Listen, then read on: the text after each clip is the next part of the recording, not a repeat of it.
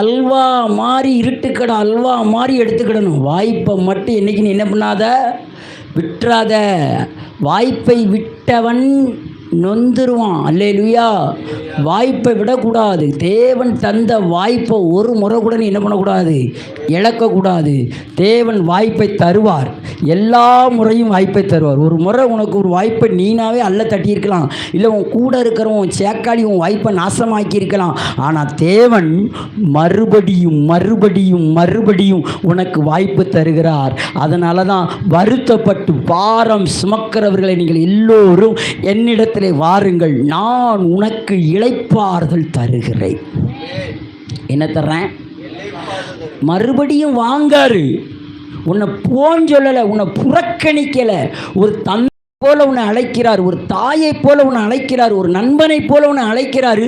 ஆனால் நீ தான் பின்வாங்கி போகக்கூடாது. யார் போகக்கூடாது? பின்வாங்கி நாம் போயிடக்கூடாது. தேவன் பல விதத்தில் வாய்ப்பை தந்து நம்மளை என்ன பண்ணுறாரா, ஆசீர்வதிக்க விரும்புகிறார். அதுவும் எப்படி ஆசீர்வதிக்கிறாரா?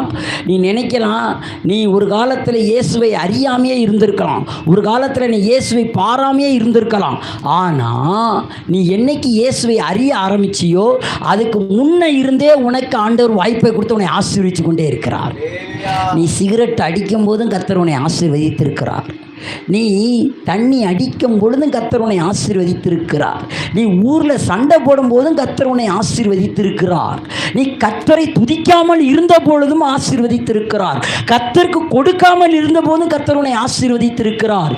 கர்த்தரை தேடாமல் பொழுதும் உன்னை ஆசீர்வதித்திருக்கிறார். ஏனென்றால் உன்மேல் அன்பு வைத்து உன்னை ஆசீர்வதிக்கிறார். ஆகவே தான் இப்போ என்ன சொல்கிறார்னா, உனக்கு ஒரு வாய்ப்பல்ல பல வாய்ப்பை தாரேன், நீ இப்போ என்கிட்ட வந்தன்னா உனக்கு என்னுடைய ஆசீர்வாதம் மட்டும்தான். வாய்ப்பை விட்டவெல்லாம் போயிடுவான், ஆனால் வாய்ப்பை பயன்படுத்தினவெல்லாம் காணான்ல கால வச்சோம். அல்லேலூயா. காணானுக்குள்ளே நீ வரணும் அப்படின்னா வாய்ப்பை விட்டுறாத. ஞாயிற்றுக்கிழமை என்கிற ஒரு முதல் நாளை விட்டு விடாதே. வெள்ளிக்கிழமை என்கிற ஆசீர்வாதத்தின் நாளை விட்டு விடாதே. சனிக்கிழமை என்கிற ஆயத்தத்தினுடைய கிளாஸை விட்டு விடாதே.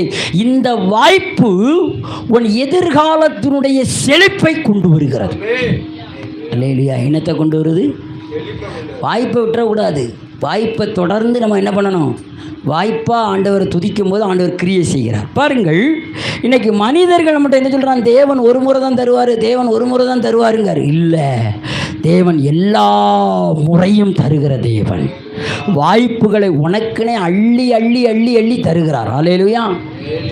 ஸ்டாலின் ஐயா நினைச்சாரு, அப்பா 50 வருஷம் இருந்துட்டார், 5 வருஷம் 5 டைம் தான் அப்பா என்ன பண்ணார், மொத்தத்தில் 25 வருஷம்தான் இதில் இருந்தார், முதல்வரில் இருந்தார். மித்த 25 வருஷம் எதிர்கட்சி தலைவராக இருந்தார். ஆனால் நம்ம எதிர்கட்சி தலைவராக கூட வருவோமா என்கிற வாய்ப்பு எப்படி இருக்குன்னு பார்க்கும்போது தான் அவர் பார்த்தார். முத்துவேல் என்கிற கருணாநிதி என்கிற மு.க. ஸ்டாலின் என்கிற வாசிப்பதற்கு வாய்ப்பை ஏற்படுத்தினார். அல்லேலூயா. இன்றைக்கி பையனுக்கு ஒரு வாய்ப்பை ஏற்படுத்தி கொடுத்துட்டாரு. அவருக்கும் இப்போ தமிழ்நாட்டினுடைய துணை முதல்வர் என்கிற உதயநிதியை ஸ்டாலினாக என்ன பண்ணிட்டாரு, ஏற்படுத்திட்டார். வாய்ப்பு வரும்போது நீ வாய்ப்பை தள்ளக்கூடாது. உலகத்தில் தேவன் நமக்கு நிறைய வாய்ப்பை கொடுக்குறார். எப்படி கொடுப்பார் தெரியுமா? அவருடைய பிரசன்னத்தில், அவருடைய சமூகத்தில் வரும்பொழுது மட்டுமே வாய்ப்பை தருகிறார். அல்லேலூயா. என்னாச்சு, ஏன் லேட்டு? எல்லாம் முடிஞ்சு போச்சுல சக்கரமுங்களே. நீ பின்னாடி வந்தனா கிடைக்காது, முன்னாடி வந்தனா வாய்ப்பு உனக்கு உண்டு. அல்லேலூயா. பாருங்கள், நாம் அதை தவற விட்டால் அவ்வளவுதான் என்று, ஆனால் அது உண்மை அல்ல. அதை உண்மை என்று நம்பி நம்முடைய அடுத்த வாய்ப்புகளை நாம் புறக்கணித்து விடுகிறோம். என்னத்தை புறக்கணிக்கிறோம்? தேவனுடைய சமூகத்துக்கு வரக்கூடிய வாய்ப்பை நாம் புறக்கணிக்கக்கூடாது. என்ன பண்ணக்கூடாது? வாய்ப்பை இன்னைக்குள்ள வாய்ப்பை விட்டேன்னா அடுத்து என்ன கிடையாது? 1000 நாள் அவருக்கு ஒரு நாளாம். உனக்கு 1000 நாளில் நடக்காதது ஒரு நாளில் நடத்துகிற தேவன்.